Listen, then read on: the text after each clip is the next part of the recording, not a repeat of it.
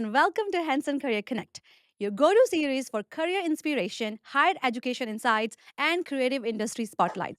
I'm your host, Hardeep Kaur, and today we have an incredibly versatile guest with us, Dr. Noreen Golfman. Welcome to Hanson Career Connect, Dr. Golfman. Hi, glad to be here. Dr. Golfman is a literature and film studies scholar, media writer, commentator, and actor who was named the 2020 Woman of the Year by ACTRA. She served as provost and vice president academics and dean of graduate studies at Memorial University, championing international student growth and EDI initiatives. A former president of both the Canadian Federation for the Humanities and Social Studies and the Canadian Association for Graduate Studies, she's also a founding director of the St. John's International Women's Film Festival. Currently, she serves on the Academic Advisory Board for Studio City. Dr. Goffman, let's kick things off with fun one.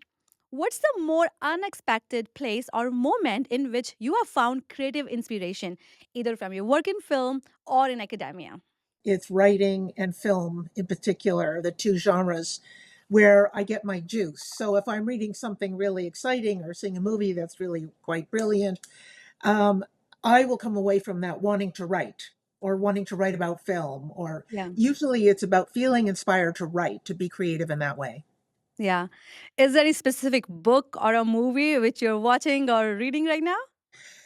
I'm reading a lot of Irish women writers. Hmm. Ireland's in a really hot place right now for really Yeah. talented writers. Claire Keegan, Booker Prize winner. In fact, I run a film series and I just screened the literary adaptation of that book to hundreds of people who are really hungry for film Mhm. that is non-mainstream, that is Yeah. inspiring, that's creative, that's made for adults, that's good storytelling.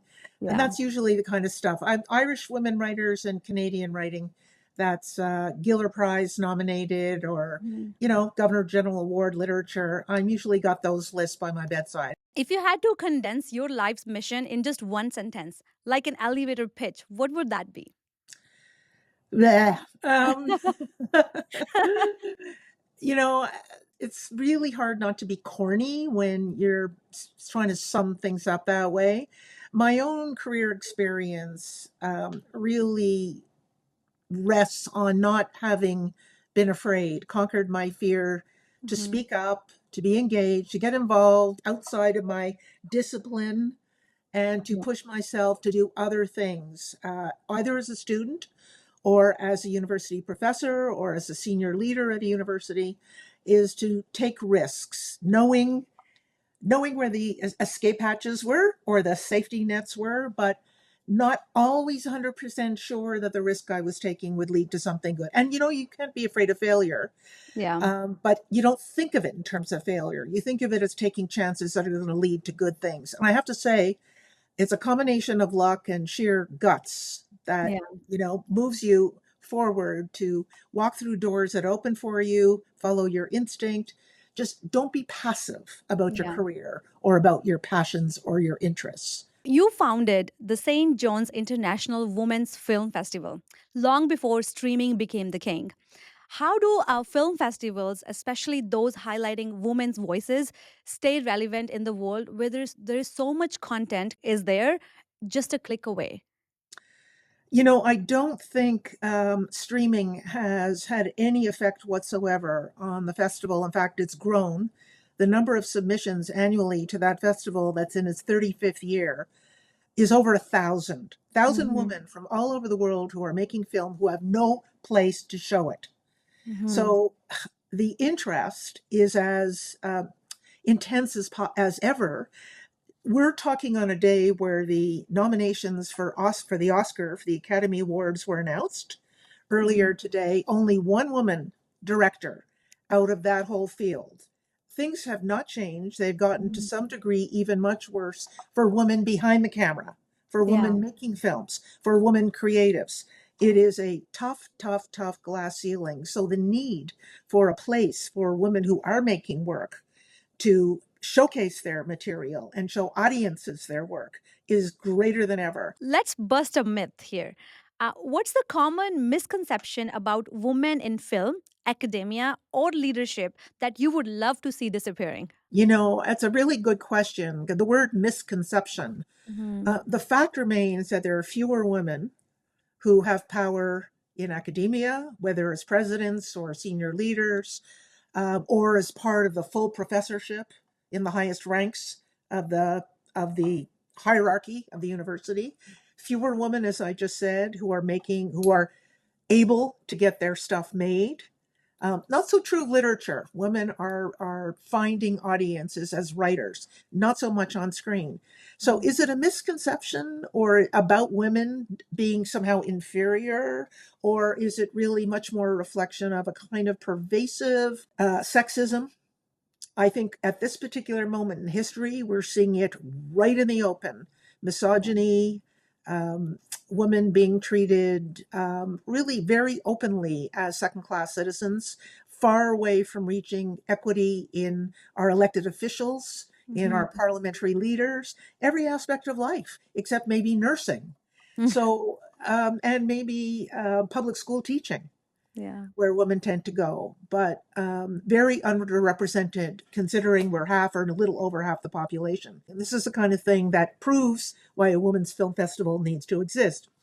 Yeah. Why someone like me has to say to women out there, don't be afraid, find your space, be bold, take Mhm. risks, because otherwise you will be taken advantage of or marginalized, which is the habit of Yeah. our culture for decades and decades and decades, Yeah. continues to be so. Yeah. I'm sure there are so many stories which you have throughout last 35 years where you've seen that evolving and changing, and you've seen the growth in some of the lives of the women who took courage and stood out and came out really open that, yes, I'm doing this and I'm going to make this happen.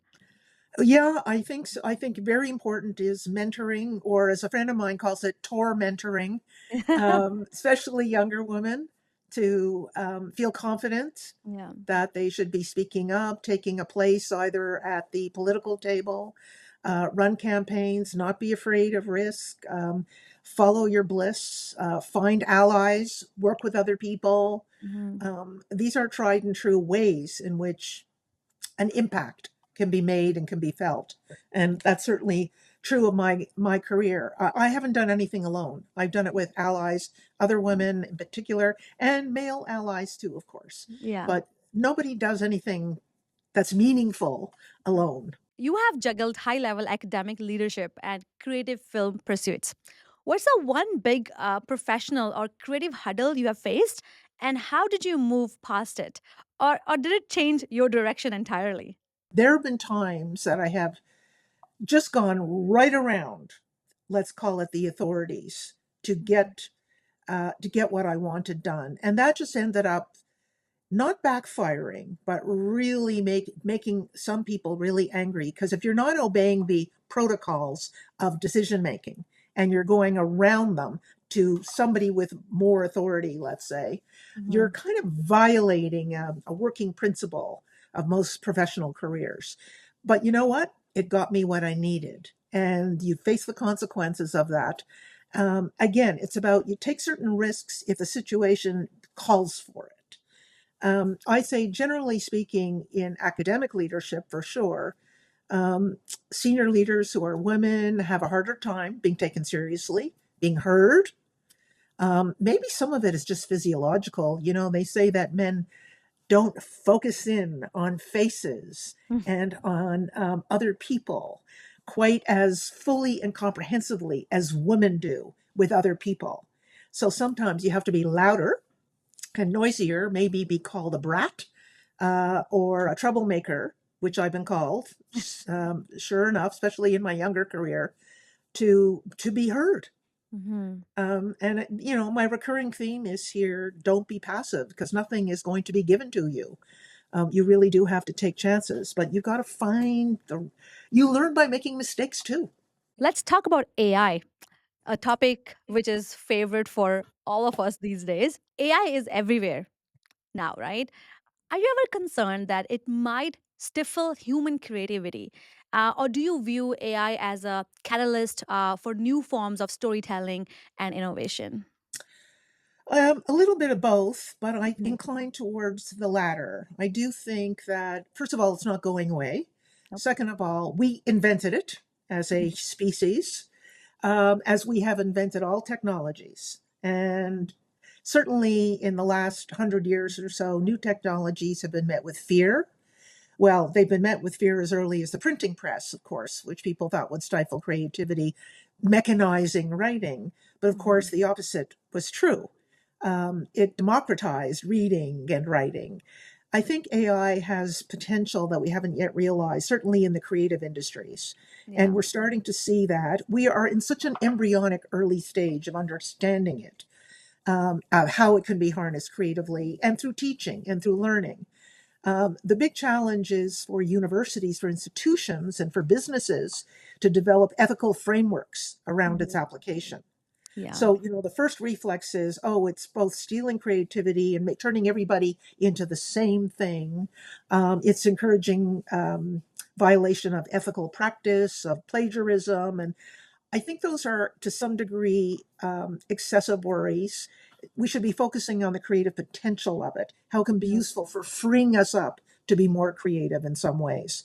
And again, we're in very, very early embryonic stages of it. I think as a tool to help students write, Yeah. it can be invaluable as a critical assistant, not as Yeah. somebody, not as a mechanism doing your work for you, but to prod you into opening up ways of thinking about what you are actually creating, like an assistant, like a Yeah. tool. Yeah. And that's the world I'm inhabiting right now and I'm working with, which I think has enormous benefits to help storytelling, help give us options, but not to replace the human creative agent. Yes. I don't Yes. think anything can do that, but who No. knows? Check with me in 50 years. Maybe I'll be wrong. Definitely not. We will maybe we'll do another podcast. What many leaders from many different industries are saying, I think it resonates with everyone, that use AI as to help you, but not to replace you. For example, Correct. you can't like say, okay, AI, do this for me without even checking, right? So you need to use it, but not replace it with somebody, a human creativity. Yeah. So we Exactly. still have a long way to go. I totally agree with you on that. Looking at your far reaching career, is there any opportunity you regret not taking, or do you embrace a no regret mindset? That's a question that I think changes as you get older. When I was Mhm. younger, my mantra Mhm. was, I'm not going to live a life of regrets. I'm going to take chances, and come hell or high water, I will face the consequences. When you get older and you're looking back on your career, looking back on what you've done, Yeah. you start thinking, oh, I'm not sure I should have done that. Not sure I should have dated that guy. Not sure I should have joined that committee. Not sure I should have let that opportunity go. I mean, it's Yeah. inevitable. If you're living a rich life, you're going to have some regrets. I think it's a Mhm. normal part of being human. But there's nothing you can do about it except learn Yeah. from it. Yeah. So rather than beat yourself over the head with things that you regretted not doing, I think you have to think or get occupy a mindset that learns from that experience. If you're mentoring anybody, that you're able to pass on lessons learned from that kind of experience. But no, I mean, I sometimes think the only sort of fork in the road that confronted me was whether or not to become a university administrator or continue with full-time teaching and research. Mhm. And I was encouraged and I chose the route at an appropriate time in my career after 25 years of teaching and research to enter that, let's call it, managerial stream. Mhm. And I don't know if I would do it again. I had a Okay. great time Yeah. because universities are having a really hard time. It was hard when I was provost, then dean, and it's getting harder and harder. And I probably would do it again. I had a lot of fun. I learned a lot, and I got to really stretch myself and my Yeah. communication skills, my judgment, my supervisory skills, everything that you think is latent in you and doesn't get tested. Yeah. That all of that is true, but I miss teaching as well Yeah. because I went into academic life as a learner and a scholar, and so you give up something Yes. when you choose a certain path. And I don't call it a regret so much as a kind of what if I had to do it again question. Yes, I And agree. I'm not, I don't, it's impossible to answer that question. But teaching gave me my lifeblood. And even now, if I'm doing invited in for a guest lecture, I come out of there thinking that's really what got me into Yeah, university life in the first place, both as a student and as a faculty member. It's just being in an environment of learning. yeah. And the further away you go from that, the more you lose touch with what university or learning life is. Dr. Golfman, you have spent many years in academic, right? I do want to ask you one thing. Now, these days, like this generation we're living in, maybe Gen Zs, we're with Gen Zs, or I don't know which generation we are in, but let's talk about Gen Zs. There is a lot of like discussions about a value of higher education, especially like a value of attending a university or a college for a degree or master's or doctorate, right? I feel like there's a lot of discussions about that. Let's just take a small course, a crash course in finance or how to do a stock market or other things, right? And I feel like this generation is somebody who's just bringing that new concept of learning, that you learn what you actually need in a real life, but forget about going to universities or getting your doctorate. So what are your thoughts on this? Well, as somebody who was a lifelong student, Hmm. both, as an undergraduate and then finally, as a working professional academic, I couldn't possibly imagine a world without universities and their purpose Yeah. being to develop critical skills, to give people opportunity to develop, to open up pathways of new forms of knowledge. So the narrow concept of just take that course or to learn this particular set of skills leaves out so much about what it means to be human. I Hmm. mean, university comes from universal, about having broad knowledge of the world. And that's what universities are meant to be educating people about. Doesn't mean they're not responsible or should be responsible for preparing students or learners for labor markets, for the job market, for life after graduation, but not at the expense of providing a foundational education in the history of our planet, the history of science, the history of learning itself, and seeing a kind of anti-intellectual turn, I think, is very, very dangerous for our citizenry, for our understanding about democracy. We're seeing it. We're seeing that what is happening in our world today in the emergence of, in the worst cases, a kind of fascistic mentality, authoritarianism, oligarchies, the richest people in the world running the world. That is happening at the same time that university or higher education in general is being undermined as being irrelevant or Hmm. useless.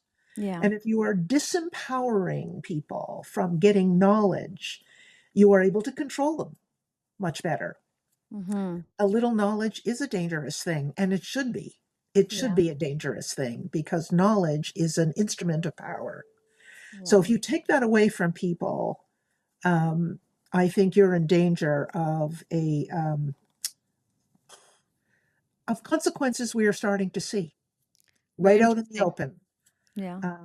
all across the planet, and it's very concerning. Yeah. From and I mean, I couldn't possibly agree with any philosophy that says we should be shrinking our higher ed institutions or being more narrow in our development of skill sets. It just goes against everything I believe in, everything I've learned, everything I've lived. So, since we have to talk about movies, for a fun finale, if Hollywood made a movie about you, who would play the role of Dr. Noreen Golfman, and what would be the film titled? I think Julia Louise Dreyfus, if you know Elaine from Seinfeld, Yeah. definitely she comes first to mind. Um, Title, oh man, I don't know. It would definitely be a comedy. It Okay. would definitely be a comedy. So I don't have an easy title in mind. It would be something. I don't know. I don't know. Something like going off a cliff or something like that. I can think about comedy with the message for a change. That's what I can think about for now. Yeah, Right? I would have. I'm not sure people will go to the theaters for that title, but I get your point for sure. We have a fun rapid fire round for you. It's for quick answers only. So, number one, favorite guilty pleasure TV show. There's no such thing as guilty pleasures in my life. Love Island, USA. Okay. One word describing your leadership style. Saucy. A book you think everyone should read. Handmaid's Tale. Okay. Best meal you've ever had at a film festival. Oh, probably good pizza. Film festivals aren't known for good food. A dream travel destination still on your list. Japan, definitely. Yeah. Tokyo, Kyoto. Rapid fire complete, and I love those answers. And I hope you can make Japan one day very soon. I will. Yeah. So, Dr. Golfman, thank you so much for sharing your journey, everything from creative sparks to Pioneer Woman, Film Festival, and envisioning the future of education. It's been an absolute joy having you on the Hanson Career Connect podcast. And before we wrap up, any final words of wisdom you would like to leave with our audience about pursuing both academic and creative ambitions? Yeah, well, I think we're in dark times, and my advice would be for people to try and find joy and optimism where they can, where you can. Do good work, be kind, but find joy and keep your sense of humor, or develop one if you don't have it. That's a fantastic advice. And thank you all of our listeners for tuning in. And if you found this conversation inspiring, subscribe to the podcast and also follow Dr. Noreen Golfman's film events as well so that you can get more insights into the film industry and all the impact women are making. Thank you so much. You're welcome. Thanks. Yeah.